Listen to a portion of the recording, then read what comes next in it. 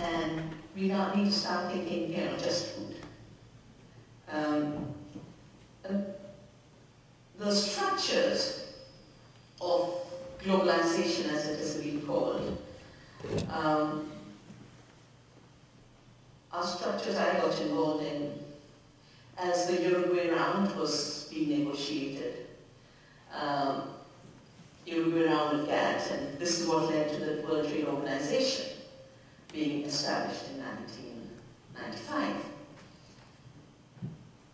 I was fortunate to know before 95 what was going into this, partly because I was invited to a meeting in Geneva in 1987, where the big giant companies laid out their grand plan of wanting free trade treaties.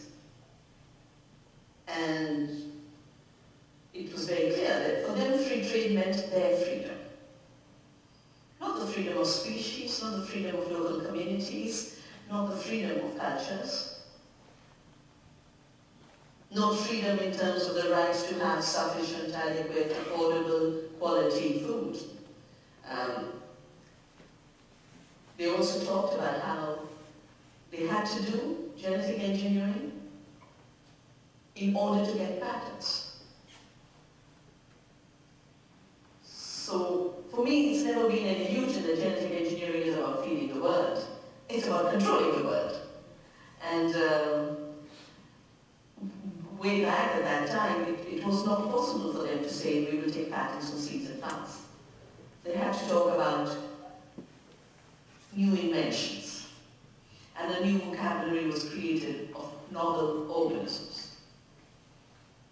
And I remember in those early debates, fascinating issues of when we'd say, but how can you patent seed?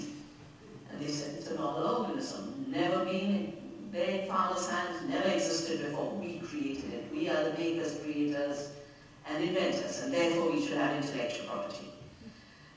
And then we would say, okay, if we've created something new, shouldn't we be checking out what it does to other species, to the soil, to water bodies, to the quality of the food, the safety of the food? And they turn around and say, it is just like nature made it, it's natural. And I really saw this as kind of ontological schizophrenia. That it's novel when it comes to ownership, and it's natural when it comes to disownership. You disown the consequences. And that struggle carries on. It hasn't gone away. So 87, I decided to do something simple, start saving local seeds and start organizing local farmers, both by bringing the information of what was emerging.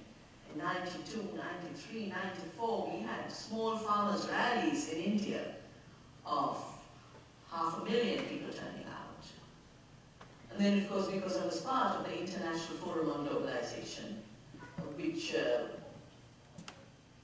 became like a think tank on globalization. And we got together because we realized that if people aren't talking to each other, we'll be told stories. And we have no way of checking out. And for example, one of the big stories is, oh, India is a miracle country. 9% growth. But no one knows that behind that growth are tragedies like farmers' suicides because of this globalized agriculture, the tragedy of half our children being so severely malnourished that in the nutritional language they're all wasted and stunted. So financial and economic growth is not leading to the growth of health of our people, the growth of the local economy. And because I was following this very intimately, in 91, the draft treaty of WTO was leaked. And at that time, the Director General of GATT was called, what is his name, Dunkel, Arthur Dunkel. And this was called the Dunkel Draft Text. And you'll notice it abbreviates it to DDT.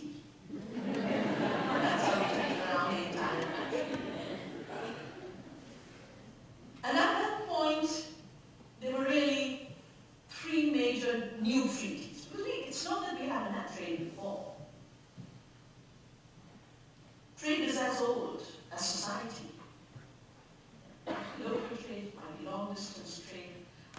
always amazed at one simple thing. The most remote indigenous community will be wearing beads, and they don't make glass. So surely, way back, they were trading. India was exporting spices long before Western trade started, and in fact, sadly, colonization was inspired by the spices. That's what Columbus set out to control for the Spaniards. And Columbus made a huge blunder thinking he'd arrived in India, but he bonded us as being Indians all over the world.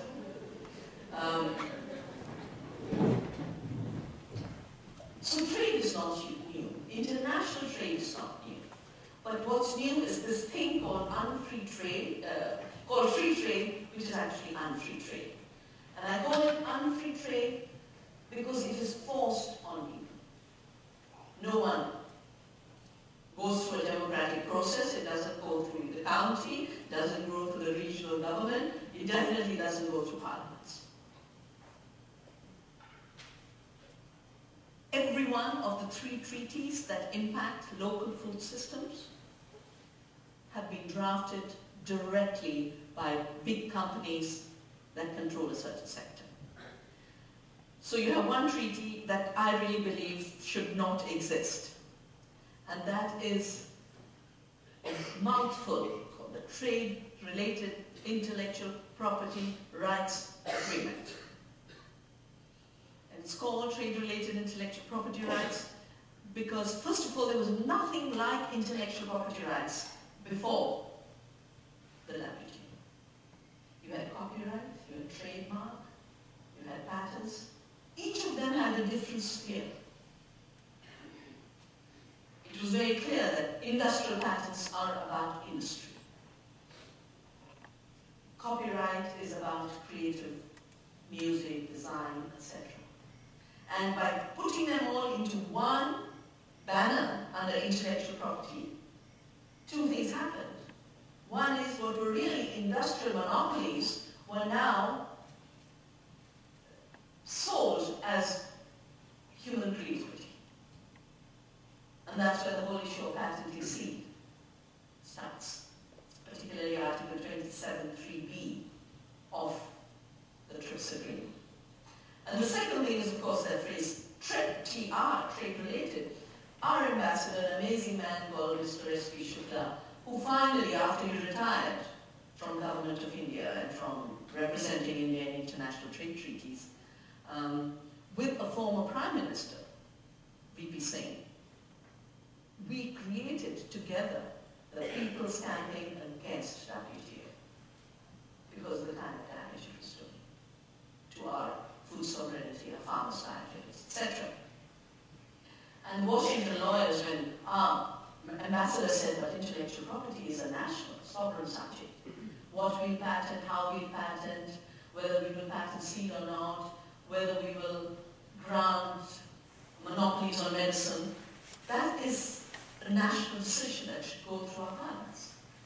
And Washington lawyers just went back and said, TR is trade-related, it's trade-related by definition, and therefore it's now part of a trade treaty.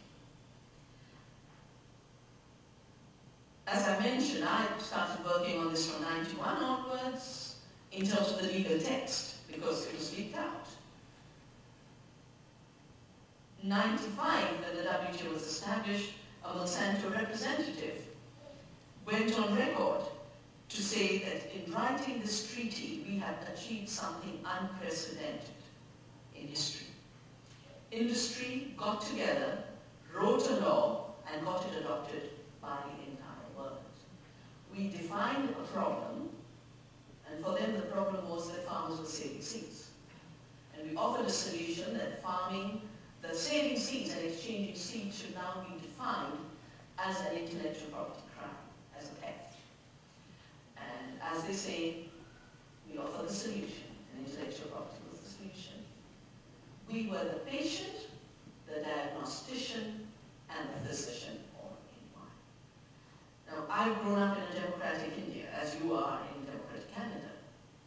And you have independence between the 3 pillars that hold democratic societies: an executive, that is governed by elected representatives and counterbalanced by an independent judiciary. So when one set of players becomes the patient, diagnostician, and the physician all in one, we are moving into a system that is no more democratic. And to me, that is one of the big challenges that we face. As far as the issue of production and trade is concerned, we have something in the WTO called the Agriculture Agreement. The Agreement on Agriculture, interestingly, does not have the word food, land, farmer mentioned even once. It has 3 sections: market access, export competition, domestic support. And guess who wrote this treaty? Carney. The Vice President of Carney was deputed to head the US trade delegation.